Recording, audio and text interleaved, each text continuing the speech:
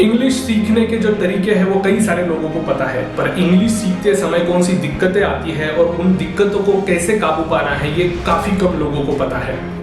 What if I say anyone can speak in English fluently and confidently? Most of us will say that it is not practically possible, but that's not the case. In reality, anyone can deal with English. और जी हाँ दोस्तों, आपके ऊपर हंसेंगे वही लोग जो आपसे नीचे हैं या फिर जिनको उनकी लाइफ में कुछ नहीं करना है।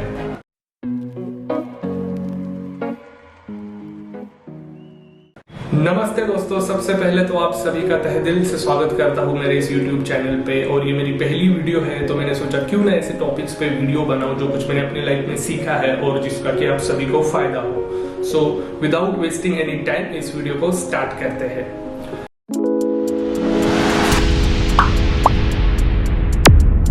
तो आज का जो मेरा टॉपिक है वो है how to improve English communication. तो देखिए, हम किसी भी फील्ड में क्यों ना जाए, इंग्लिश जो है वो काफ़ी ज़्यादा इम्पोर्टेंट होती है। फिर चाहे आप स्टूडेंट हो, आप वर्किंग प्रोफेशनल हो, आप स्पोर्ट्स प्लेयर हो, आप एक्टर हो या फिर कोई भी फील्ड आप उठा के देख लें, इंग्लिश जो है वो काफ़ी ज़्यादा मायने रखती है। और अगर एक रियलिटी हम देखें तो हम में से कई सारे लोगों को इंग्लिश सीखने के तरीके पता होते हैं, फिर भी ज़्यादातर लोग इंग्लिश में नहीं बात कर पाते हैं। तो इसकी वजह होती है कि इंग्लिश सीखते समय हमें जो दिक्कतें आती है, वो दिक्कतें जो होती है वहाँ पर ही 90% लोग गिव अप कर देते हैं। तो वो दिक्कतें कौन सी है, उन दिक्कतों पे कैसे काबू पाना है और साथ ही साथ इंग्लिश सीखने के साइंटिफिकली प्रूवन तरीके कौन से हैं, ये सभी देखेंगे इस वीडियो में। पॉइंट नंबर 1, सबसे पहले तो हमें खुद पे भरोसा रखना है। जी हाँ दोस्तों, स्टार्ट बिलीविंग इन योरसेल्फ।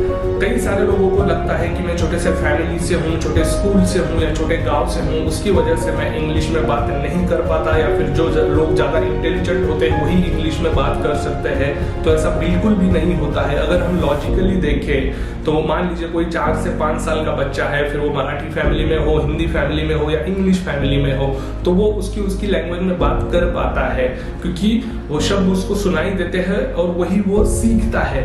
तो इंग्लिश जो है सिर्फ एक लैंग्वेज है और जिसको हर कोई सीख सकता है। Point number 2, keep your ego aside. जी हाँ दोस्तों, हमें जो है हमारा जो ईगो होता है उसको हमेशा साइड में रखना है, क्योंकि क्या होता है कि इस प्रोसेस में कई सारे लोग होते हैं जो आपके ऊपर हंसेंगे, आपका मजाक बनाएंगे। तो याद रखना दोस्तों, ये वही लोग होते हैं जो आपसे नीचे है या फिर कह सकते हैं कि उनको खुद की लाइफ में कुछ नहीं करना है। और याद रखना कि जो लोग हमेशा आपके ऊपर होते हैं वो आपके एफर्ट्स को अप्रिशिएट करेंगे, क्योंकि वो खुद उन सभी परिस्थितियों से गुजर चुके होते हैं। तो जो लोग आपके ऊपर होते हैं वो आपको हमेशा अप्रिशिएट करेंगे और जो आपके नीचे होते हैं वही आपके ऊपर हंसेंगे। तो सीखने के प्रोसेस में हमेशा जो ईगो होता है उसको साइड में रखना है। Point number 3, self motivation. जी हाँ दोस्तों, आज के ज़माने में जो है हमें कई सारे वीडियोस मिल जाएंगे यूट्यूब पे या फिर कई सारे सोर्स ऐसे मिल जाएंगे कि जो आपको मोटिवेट करते हैं, या फिर जिसे हम कहते हैं कि एक्सटर्नल मोटिवेशन। तो एक्सटर्नल मोटिवेशन जो है ये कुछ समय के लिए होता है, मान लीजिए 2 दिन, 4 दिन, 1 हफ्ता, 2 हफ्ता, इतने दिनों के लिए ही टिक पाता है और ये साइंटिफिकली प्रूवन है। तो जब तक सेल्फ मोटिवेशन आपके अंदर से नहीं आता है तब तक जो आपकी सीखने की प्रोसेस है वो काफी धीमी रहेगी। तो सेल्फ मोटिवेशन, जो मोटिवेशन आपके हालात हो सकते हैं, मोटिवेशन आप कह सकते हैं कि कोई आपके ऊपर हंस रहा है, वो मोटिवेशन हो सकता है। तो जब तक सेल्फ मोटिवेशन या कह सकते हैं जब तक आग आपके अंदर से नहीं आएगी तब तक जो है आपकी जो सीखने की प्रोसेस है वो धीमी ही रहेगी। तो सेल्फ मोटिवेशन जो है वो काफी इंपॉर्टेंट होता है इंग्लिश सीखने के प्रोसेस में या फिर किसी भी प्रोसेस में। Point number 4, ways to improve English. जी हाँ दोस्तों, इंग्लिश सीखने के तरीके। So first of all, start watching content of your interest. तो कई सारे लोगों को क्रिकेट कमेंट्री पसंद होती है, कई सारे लोगों को क्रिकेट फुटबॉल पसंद होता है, या फिर कह सकते हैं कि web series, TV shows, Hollywood movies. तो ये जो है एक अच्छा तरीका है, क्योंकि हमें जिस चीज में इंटरेस्ट होता है, मुझे पर्सनली क्रिकेट कमेंट्री में इंटरेस्ट है, तो वो एक मेरे लिए सोर्स था जिससे कि मेरी इंग्लिश इंप्रूव हुई है।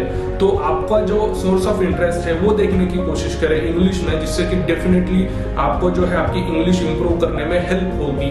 उसके बाद कह सकते हैं कि जो आपके क्लोज फ्रेंड है या फिर कोई फैमिली मेंबर है जिनके साथ आप काफी कंफर्टेबल हो, उनके साथ इंग्लिश में बात करने की कोशिश करें। इनिशियली हो सकता है कि आप कुछ गलत बोलो या फिर वो आपके ऊपर हंसे, ये पार्ट ऑफ द प्रोसेस है, बट एक बार आप शुरुआत करेंगे तो डेफिनेटली लॉन्ग रन में इसको आपका फायदा होगा और आपकी इंग्लिश जो है वो काफी हद तक इम्प्रूव होगी। उसके बाद और एक तरीका है, जैसे कि आप जो है कैमरा के सामने या फिर मिरर के सामने खड़े होकर इंग्लिश में बात करने की कोशिश कर सकते हैं। तो ये कई सारे तरीके हैं। और एक इम्पॉर्टेंट तरीका होता है, जैसे कि मान लीजिए जब कभी भी हम गहरी सोच में होते हैं तो हम हमेशा हमारी जो मातृभाषा है उसी में ही सोचते हैं। तो इसी सोच को अगर इंग्लिश में करें या फिर इंग्लिश में सोचने की कोशिश करें तो उससे क्या होगा कि जब हम इंग्लिश में सोचेंगे या फिर किसी गहरी सोच हमारे दिमाग में होती है और उसको हम अगर इंग्लिश में सोचेंगे तो उससे क्या होगा कि कहीं ना कहीं आपको जो है दिक्कत आएगी या फिर आप स्टक हो जाएंगे, आपको कुछ शब्दों की मीनिंग ही नहीं पता होंगे। तो फिर उसके बाद हम क्या करते हैं कि लाइक उस शब्द का मीनिंग क्या है ये ढूंढने की कोशिश करते हैं, जिससे कि इवेंचुअली हमारी जो वोकैबुलरी है या फिर कह सकते हैं कि इंग्लिश है वो इम्प्रूव होती है। तो ये भी जो है काफी अच्छा साइंटिफिकली प्रूवन तरीका है इंग्लिश इंप्रूव करने का।